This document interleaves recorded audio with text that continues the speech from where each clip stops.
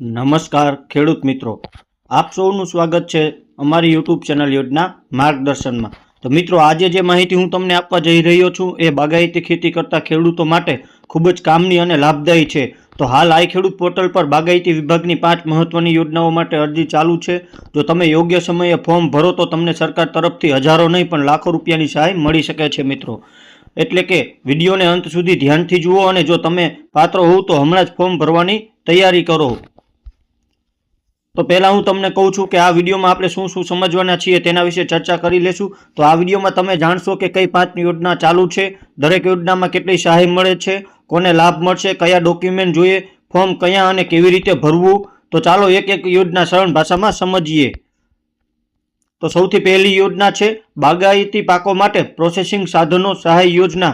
જો તમે ખેતરમાં ઉત્પન્ન થયેલ પાક બજારમાં વેચતા પહેલા સાફ કરવો, ગ્રેડિંગ કરવું, સોર્ટિંગ કરવું માટે મશીનનો વસાવવા માંગતા હોવ તો આ યોજના તમારા માટે છે મિત્રો।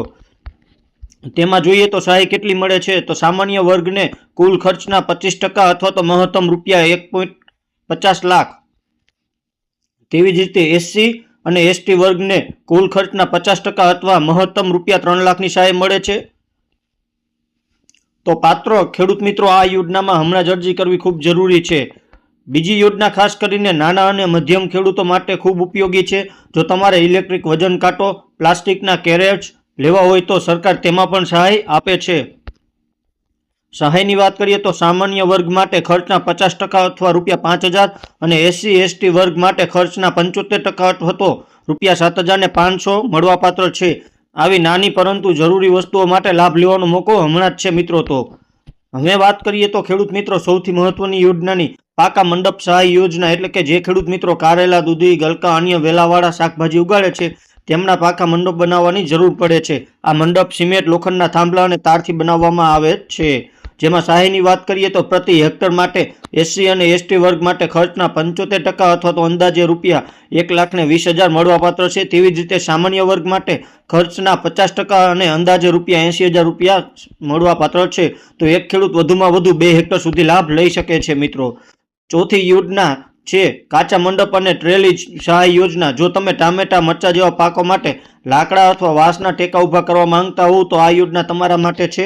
જેમાં સહાય જોઈએ તો સામાન્ય વર્ગ માટે અંદાજે રૂપિયા 26,000 પ્રતિ હેક્ટર મળવાપાત્ર રહેશે અને તેવી જ રીતે એસસી અને એસટી વર્ગ માટે અંદાજિત રૂપિયા 39,000 પ્રતિ હેક્ટર સહાય મળવાપાત્ર રહેશે।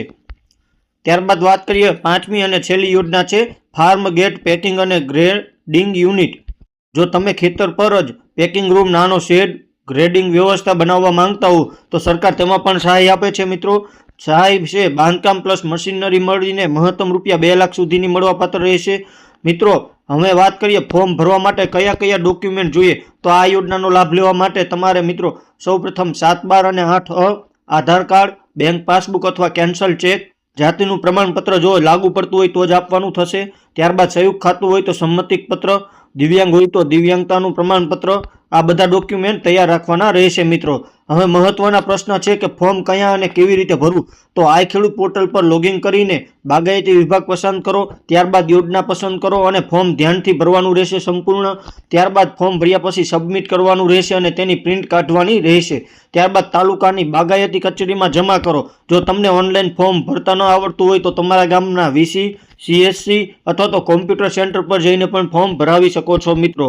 તો ખેડૂત મિત્રો આ બધી યોજનાઓ હાલ ચાલુ છે અને પાત્ર ખેડૂતો માટે ખૂબ જ લાભદાયી છે। જો તમે પાત્ર હોવ તો હમણાં જ ફોર્મ ભરો અને આ માહિતી તમારા ગામના બીજા ખેડૂતો સુધી જરૂર પહોંચાડો। સરકારી યોજનાઓની સાચી અને સરળ માહિતી માટે યોજના માર્ગદર્શન ચેનલને સબસ્ક્રાઇબ કરો। મળીશું નવા વિડીયોમાં। જય જવાન, જય કિસાન।